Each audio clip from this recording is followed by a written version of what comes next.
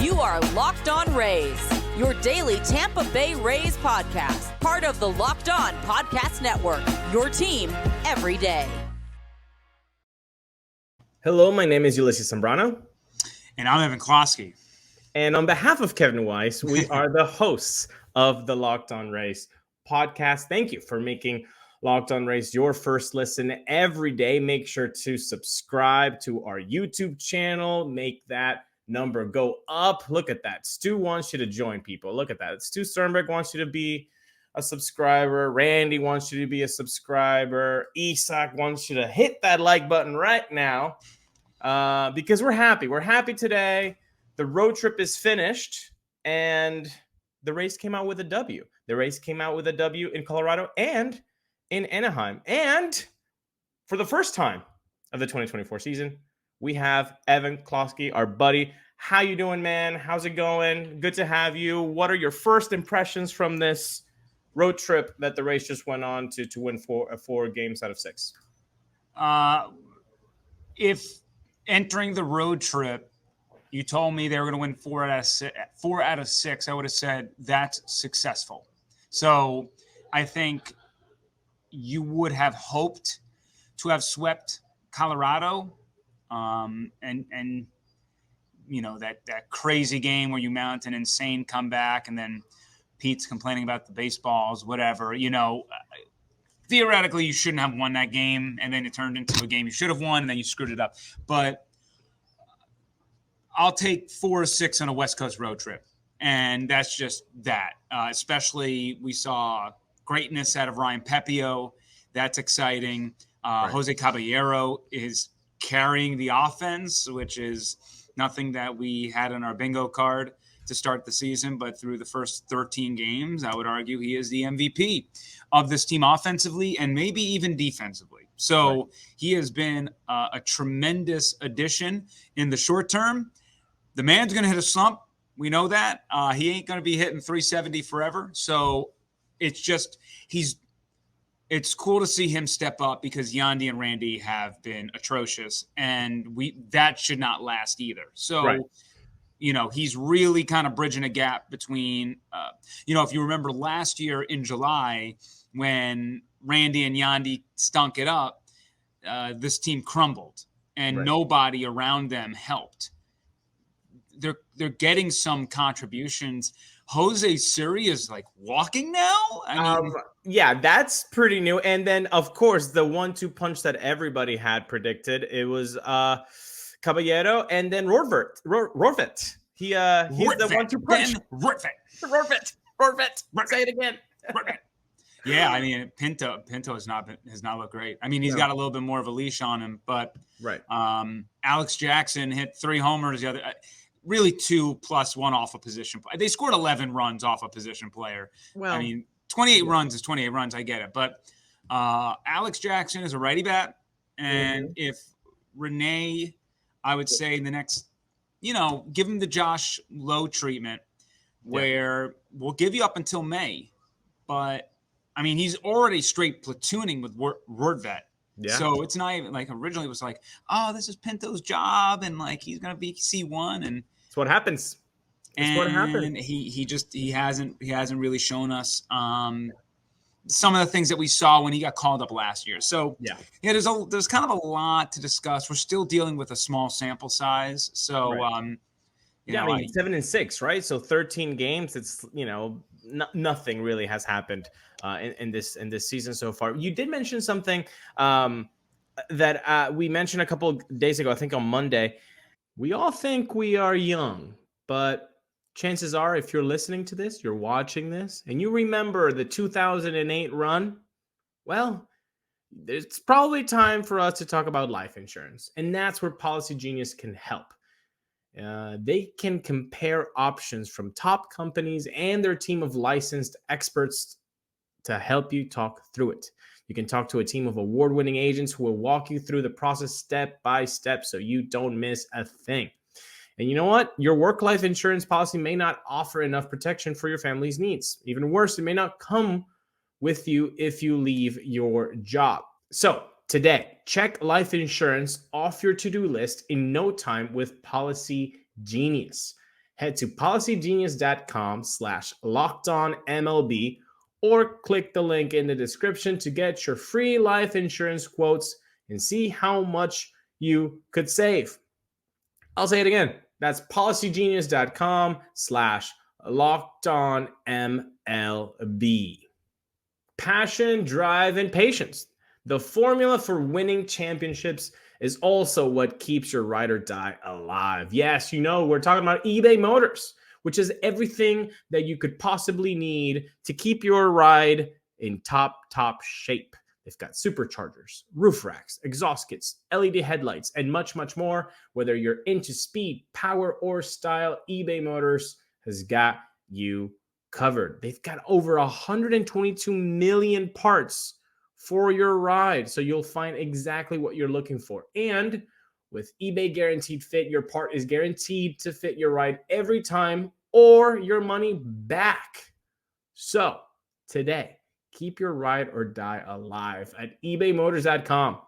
Eligible items only. Exclusions apply. eBay Guaranteed Fit only available to you as customers.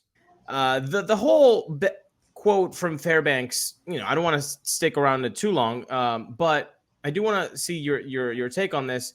Is there a way that you can take accountability for sticking it up and yet also raise your voice saying those baseballs were awful? Is there a line where you can do that? Because in my head, I don't think so. I don't think you can dance that line, and I think that's why he kind of got dunked on with his response in the press conference.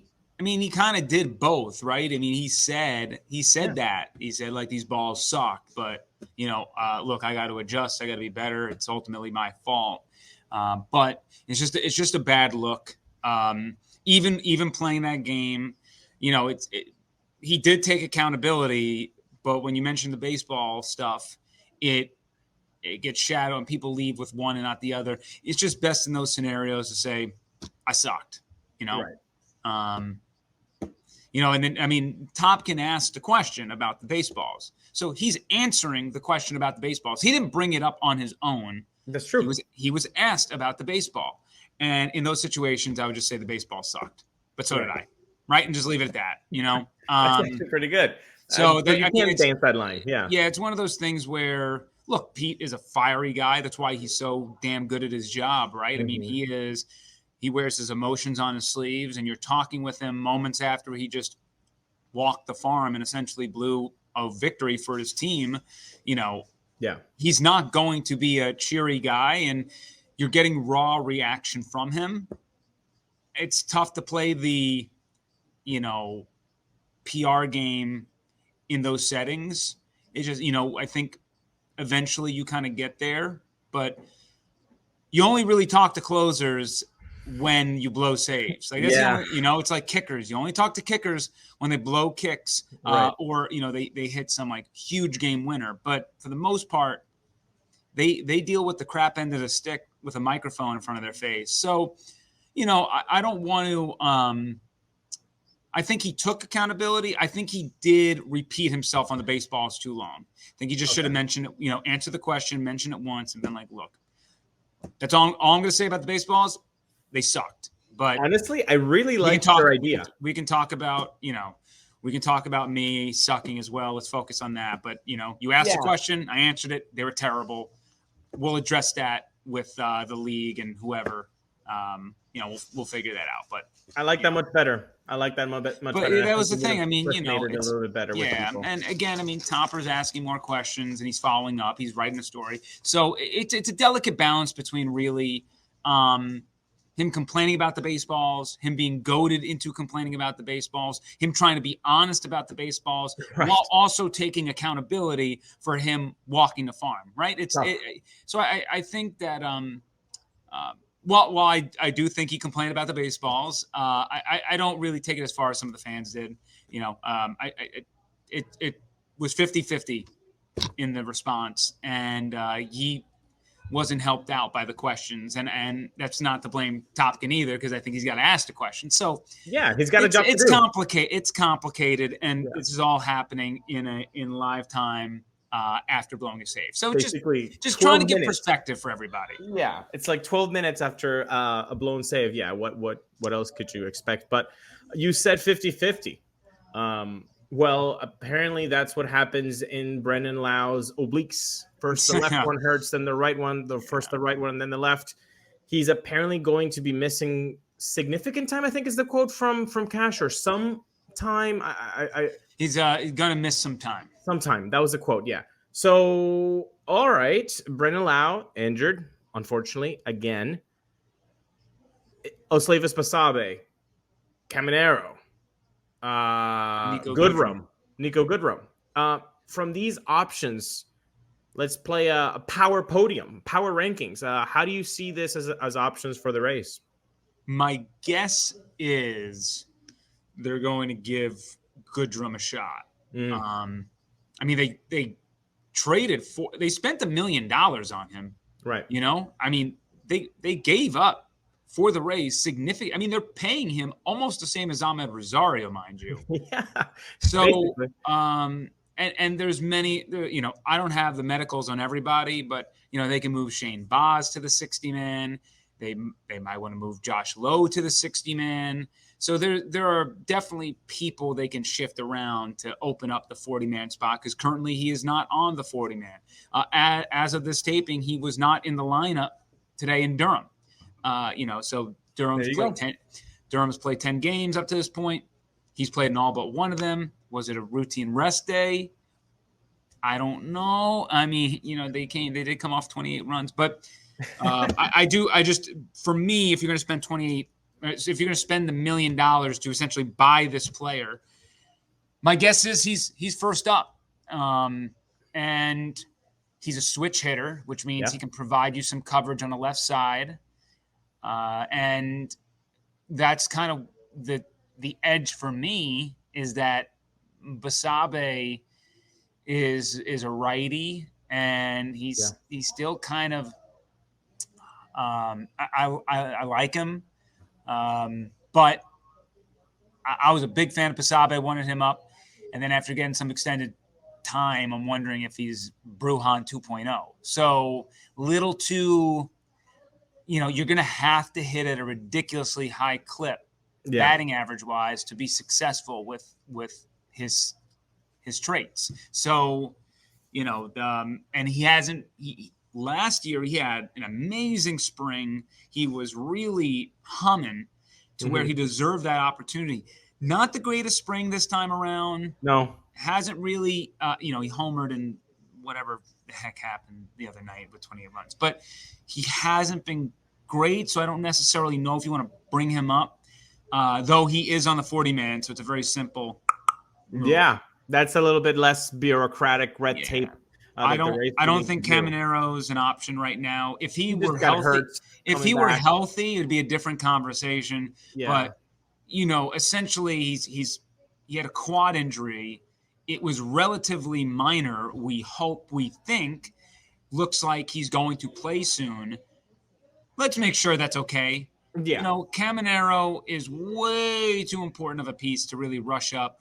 And he doesn't even necessarily fit what they kind of need anyway. They need a middle infielder.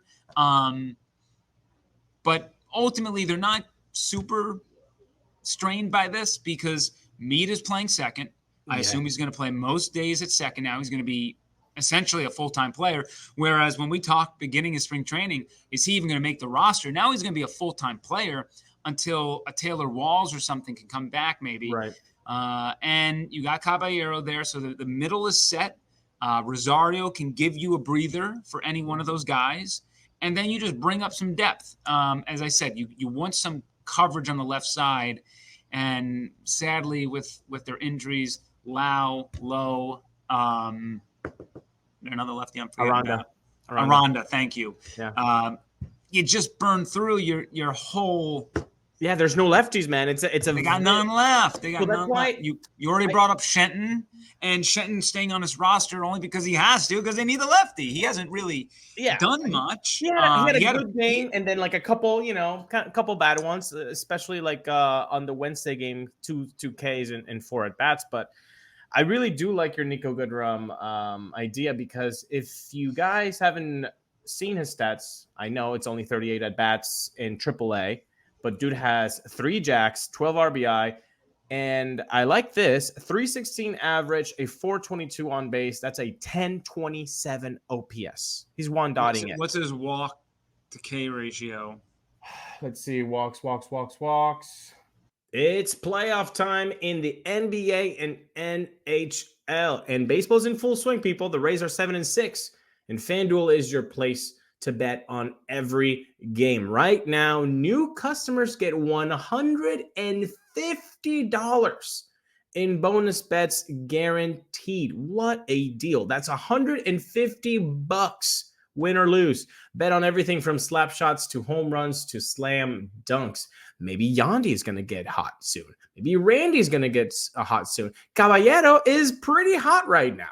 So again, you can do all of that on the app that is safe, secure, and easy to use. So what are we all waiting for? Visit FanDuel.com/lockedon and make your first bet an automatic WIN, a win. FanDuel, America's #1 sportsbook. Let's see here. Walks. He's got 6 walks to 10 strikeouts. Not bad. So, okay. Not bad. Yeah. I dig that. I dig that if you're one-dotting in AAA. Again, but it is AAA, different than the majors. Yeah, and if he's going to – but again, it just – sometimes you just got to follow the money. They didn't pay $1 million for him to play in AAA. They paid him as important coverage on this team, and coverage that I think Neander and company – I know there were a ton of injuries that really led to it too, but they entered the season already knowing – that Brandon Lowe is an injury risk, Yeah. So it's not like they were not prepared for that. It's just they weren't prepared for Aranda and Josh Lowe. Those were kind of like the tough ones. So to me, you follow the money, and you need someone who can bat lefty at some point, even though he's not historically a great lefty hitter. His power, I think, comes from the left side. His average comes from the right side. So that's at least what his splits look like. Well, this way you can kind of see a little bit more meat. And I think that this is the opportunity to kind of cement himself. I know the hits have come, not the extra base hits so far, but, this is an opportunity for Curtis to kind of cement himself in the lineup. But going away from the Brandon Lowe injury, which, obviously it causes some concern because of the option that they have on him. I mean, with you say follow the money, well, follow the injuries too, because if the man is not going to post, you're not going to pay him $11 million. Look, he's got a club. Everyone out there, you're not trading Brandon Lowe. Okay, no. This was going back to last year. No. You're not trading Brandon Lowe. Everyone wants to get you're frustrated. I get it. Yeah. He's frustrated. He's the most frustrated guy about this situation, by the way. I'm telling you, all spring training, I feel healthy. The production's going to come. I just need to be on the field. I mean, his #1 focus this year was staying on the field. So nobody is more frustrated about this than Brandon Lowe. Right. I promise you that. Having said that, everyone out there yells, these are my favorite. Oh, this guy sucks. Trade him. Well, what are you going to get for him? So you say he sucks, and there's going to be magically a GM out there that's like, no, he doesn't. I want all those injuries too. It's just not going to happen. So the only way Brandon Lowe would ever get traded is theoretically he comes back before the All-Star break. He is smashing potatoes out of the ballpark. The Rays are selling because they're just out of the race by July, and they're just going to sell all parts. Under those circumstances, they can find a buyer and a prospect for Brandon Lowe. But until that happens, it will. And we can say this because historically this is how they've done it. Look at KK. KK had his injury issues. He had a club option. They didn't pick it up. A guy who was well respected in the locker room, someone who really was a big part of the chemistry. Yeah. And they let him walk. They let him walk. So This could happen to him too. There's certainly now there is a possibility to where they can decline Brandon Lowe's option and maybe sign him to a 1-year deal, right, worth a more reasonable amount, with incentives based on games or whatever. If they felt that was a way they wanted to go, it's just a matter of if they want to do that, right? I mean, like, is Meade going to turn into your second? Like, I don't know what happens if we watch the season. We're like, well, I guess Meade's the second baseman. You got Carson Williams still there.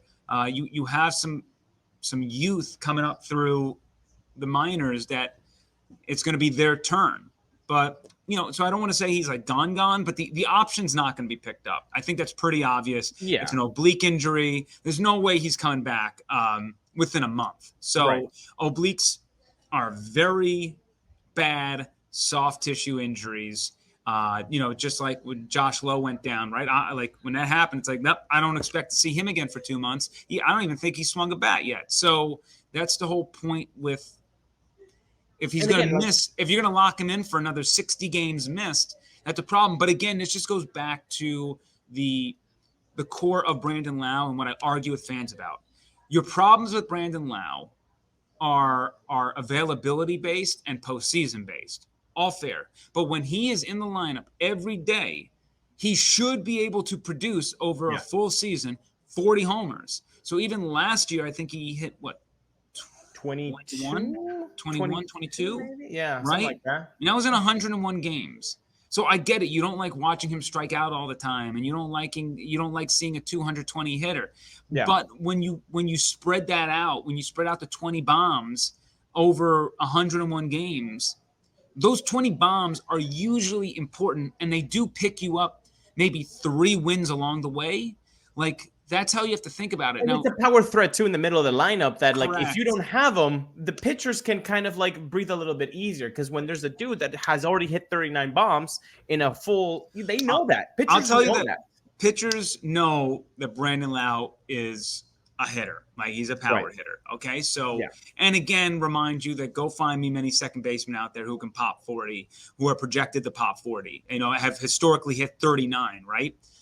So it's just, this team, they need to tread water until bodies come back. Right. Right. And you would hope that maybe, just maybe, if you can tread water, get into the playoffs, the boys are all back in town ready to go for the playoffs, right? So that's the hope here, is kind of the reverse engineer this thing versus last year where everyone fell apart at the end and you dealt with a discounted group entering the playoffs. You want to try to, and not to mention even going back to like when they won the division, what that starting rotation looked like, right? And they were piecemealing it. Maybe you can get everybody back at once and have your best shot that you've ever had, because they're all there. This team is more similar than 2022 than the 23 or the 21 team. That we can agree on, because it doesn't feel like this is just going to be a trailblazing team that they're just going to, murder the opposition. It doesn't really seem that that's the way to go for this team. But moving on from the negative of injuries, let's talk about a little bit of positivity here. How about the best surprise for you this season so far, even though it's only been 13 games, which is the guy that you're like, wow, he surprised me the most? He doesn't have to be the best player, but somebody that you had low expectations, and the performance has been so good that it's the biggest surprise. So, I mean, I mentioned Caballero. He's like the obvious number one. Just cannot say enough about him. He's stepping into a really tough spot. Not only did they have to trade Luke Raley for him, which, by the way, if they would have known all this crap would have happened to their roster, they would not have traded Raley, because they need that lefty bat now. So they trade Raley, they get Caballero. He's filling in for Wander Franco, and that devastating loss at that position. And he has been phenomenal. Again, it's going to come crashing down at some point. Yeah. But what he has done has been awesome. So we have already talked about him. He's one. 2 is José Siri. I really love the approach of patience. Now, eventually pitchers are going to see. Texas was ahead of it was amazing what the Rangers were doing from a scouting and game plan standpoint. I was so impressed with Siri. They were already ahead of the curve, and I imagine people are going to steal that game plan soon enough, because for those who are going to look at last year and study Siri, they're just going to pepper him with balls. And I guarantee you, entering the season, the Rays were like, hey, Jose, take more pitches. Like, they're not throwing you strikes. So look here, wait for yours, and let everything else go. And if you strike out, let's see if we can get you into some more fortuitous counts. But against like Texas, they pummeled him with strikes. They were like, we are going to throw you a strike right down the middle. If you hit it, great. If you don't, we got you cooked, because now we're ahead of the count and we're just going to throw fastballs by. It was a master class. So then you saw like him go to Colorado, and the Rockies, when they did their stuff, they were just peppering him with balls. Like, he's going to chase. So I just love, it's a little bit similar to Randy last year when Randy started the season. Yeah. He changed his approach, and his approach led to more successful at-bats. It made him a much better player. It made him an all-star, to be honest, that walk rate. So a starter, nonetheless. Correct. So Jose, what I love the most is that you can see him cognitively working at something, right? Like, you're seeing it, and it's paying off some dividends. He's not blistering the ball. Dividends. He's got a 14.9% walk rate right now. Yeah, like a guy that's hovering always around like 5%. I know, small sample size, but you're right. It has been really fun to watch this type of player, because let's be honest. What is his best skill? It's the speed. It is 100% the speed in the outfield and when he's on base. So guess what? But let's try to use that skill. How can we use that skill? You need to be on base. Correct. So this kind of shift in hopefully what is supposed to be a long-term change in his game, my goodness, if you have that guy on first base, he's already on second. And when he's on second, and any type of Harold Ramirez bloop hit, by the way, do you remember the first Men in Black movie? Yeah, but I haven't seen it in a long time. Remember the little alien that was like controlling like the body of the person? Yeah. Okay. It feels like to me that every baseball that Harold hits has like a little alien that's like trying to like find a spot to land. Nobody's better at getting hits off soft contact than Harold Ramirez. And every year you're like, that's like his BABIP has to like, nope. It's like, nope, bro, like I'm built for this. He is 75 miles per hour, singles and doubles. Let's go. So if he's on second, Siri isn't any bloop. He's scoring. Yeah. So it's really a great way of looking at this team, because they need to be dynamic. They have the guys to be dynamic. And when you have guys like Yandy and Randy who should be carrying the offense and are not, you have to produce it somehow. And I love this kind of mentality that this team has right now of like, we're running, boys. Let's go. They're a top 5 team in bags. I think they might be 2 actually in Major League Baseball in bags stolen. And the one different, you did mention like similarities between this year's team and 2022 from a power perspective. Yeah. Like what we saw last year, I think was a regression back to the mean of what we didn't have in 2022. Right. But the one thing that we're going to have this year versus 2022 is you and I and Kevin won't be on this podcast constantly complaining about Kevin Cash. Please push the envelope and do something, because your boys are not built for the long ball. And this year there is a cognitive effort that more stolen bases will lead to more success. And Kevin has not shied away from the fact that they're going to turn that thing up to 11, and the green light is going to stay on a long time for everybody. So, the more speed, the more they can manufacture, because the way that they beat the Angels is the way that they need to win through June probably, through April, May, I should say. Through April, May, 4-2 are the, those Heads are the up ways. base running.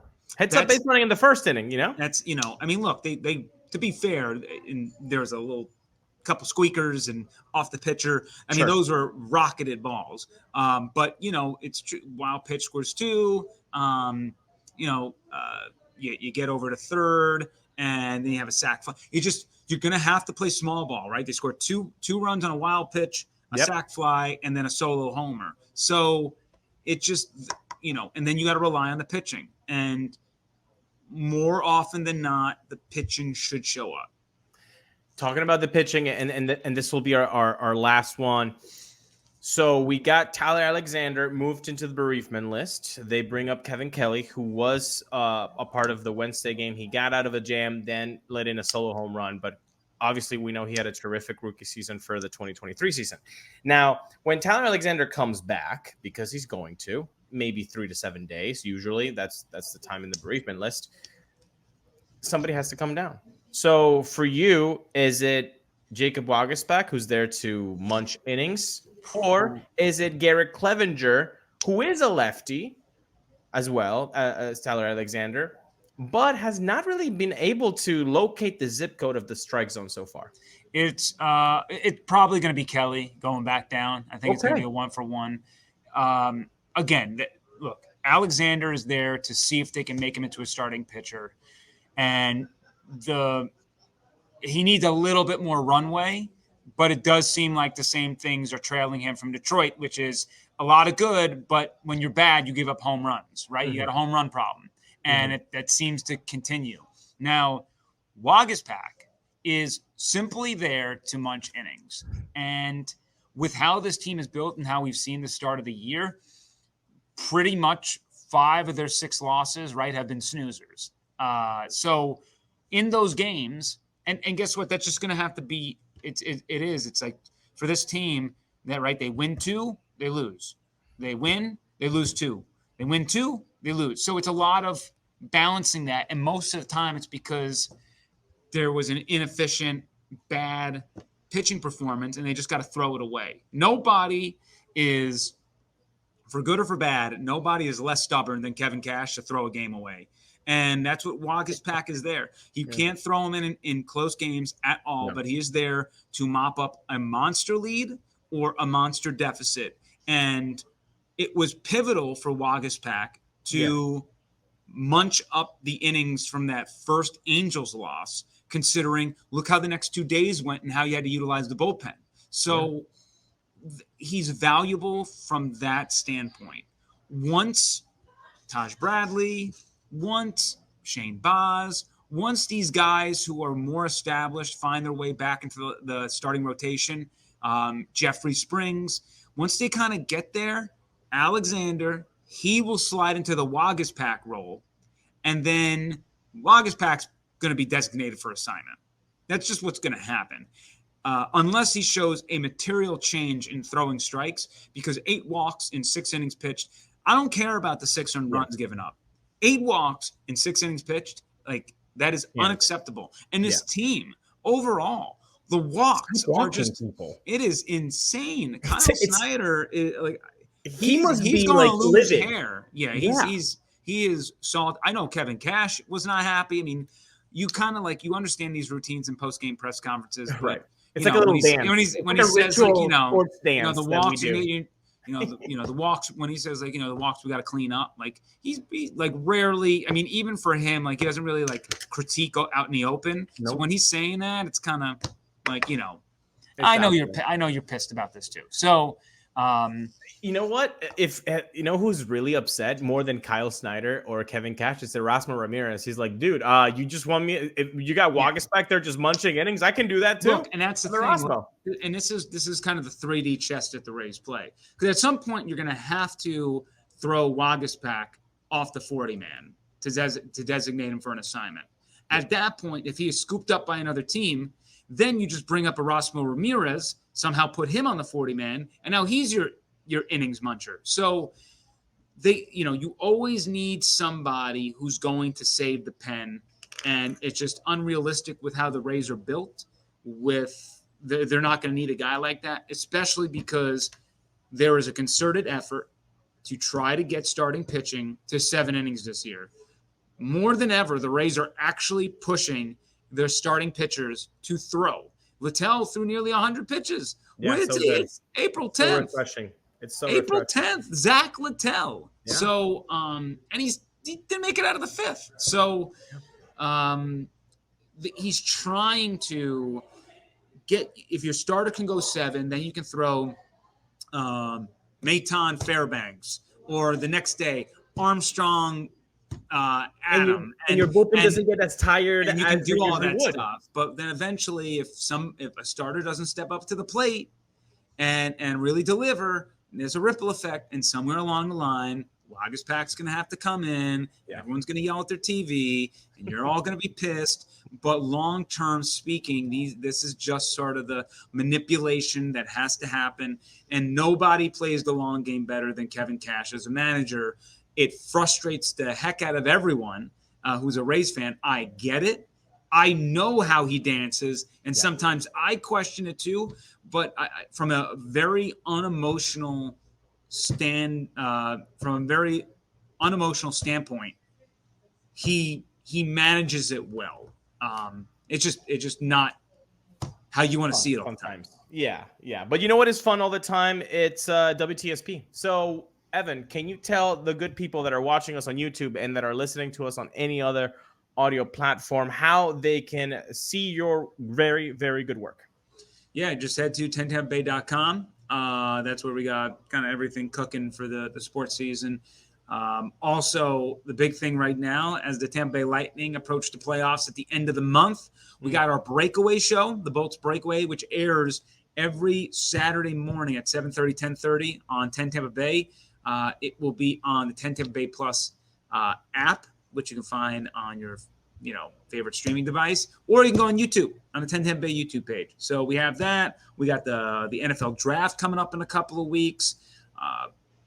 OTAs are starting soon, so the Buccaneers are going to filter back into our lives. Okay. So a lot of stuff happening. Of course, with on top of all the stuff we do with the Rays, who will return home on Friday, tomorrow, and play the Giants, Blake Snell.